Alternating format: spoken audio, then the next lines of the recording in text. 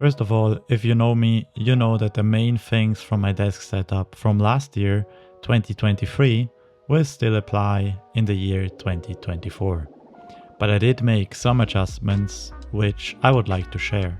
Plus, I feel like these days there are many desk setups out there and most people just call it minimal because it sounds great.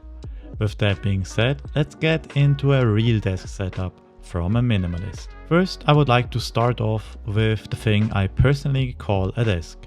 Someone else might call it a cardboard with legs, but that's fine.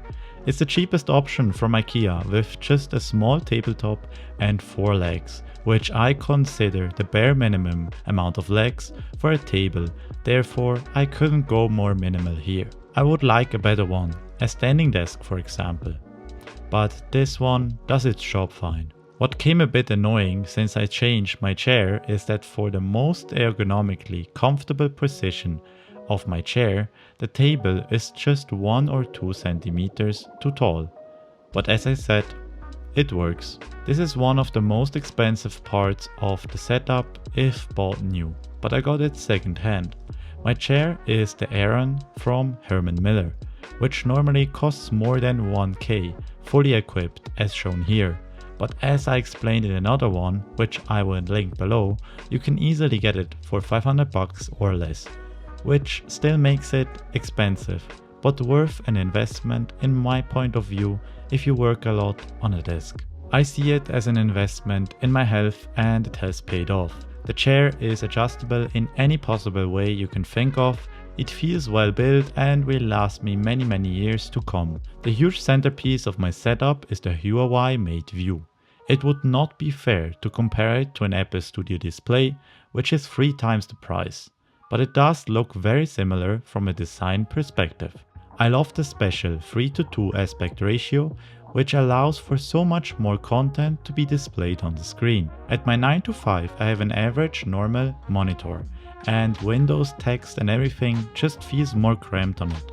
If you would give me an Apple Studio display for free today, I think I would honestly not switch, as the perfect aspect ratio of this one is just nice. Even for video editing, I find it quite useful to have your library, the video itself and the timeline all spread out in its height. Other than that, the colors are pretty good, and by that I mean honestly good enough for me, which mostly means creating YouTube content. The Huawei Mate View features a built-in speaker which is just a tiny bit better than your average monitor speaker and is good enough for background music while working. But when it comes to more serious work, when I'm editing my YouTube videos, I switch to my headphones. Here I swear by the Sony WH-1000XM5, what a name, which my wife gifted me.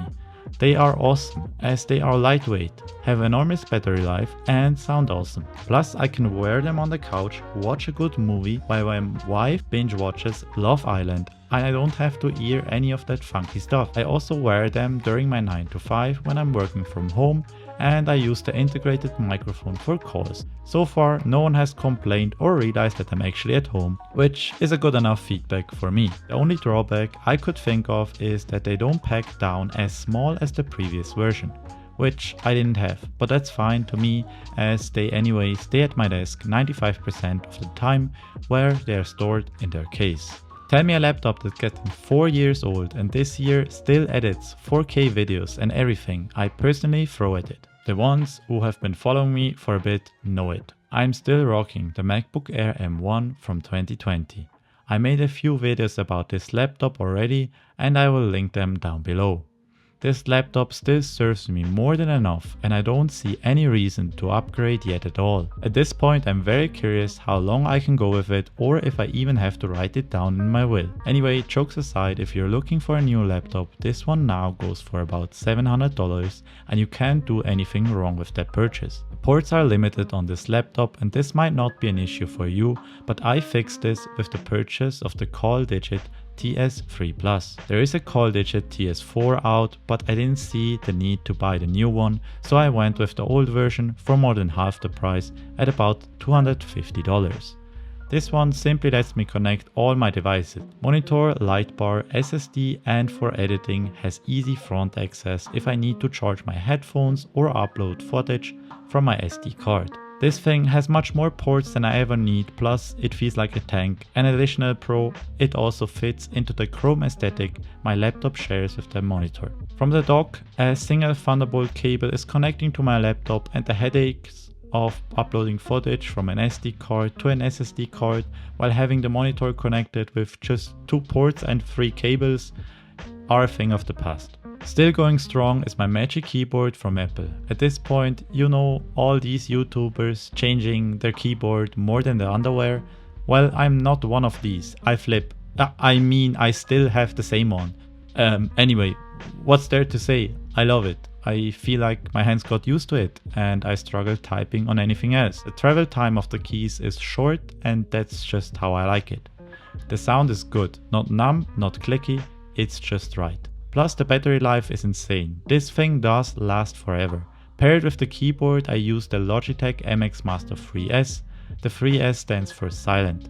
I switched from the normal MX Master 3 to the 3S. The battery life is awesome. The white color matches the keyboard and the light theme of the desk setup, but shows smudges a bit easier. It's placed on top of a very cheap mouse mat called Logitech Desk Studio.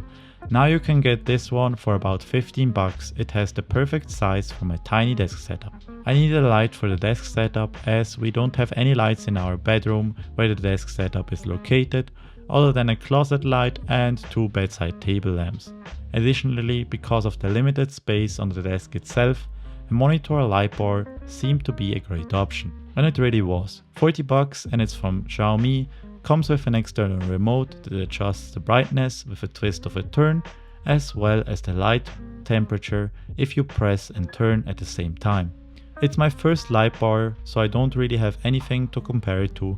It gives me enough light to work at my desk at night without feeling tired or pain in my eyes, as it lights up just everything in front of me good enough. But when working during the day and I need an additional light, I can just switch to a white, more energized, focused light. It's connected via USB to the dock, so whenever my Mac turns on, it turns on as well. Otherwise I can just press the remote control and turn it off or on by myself.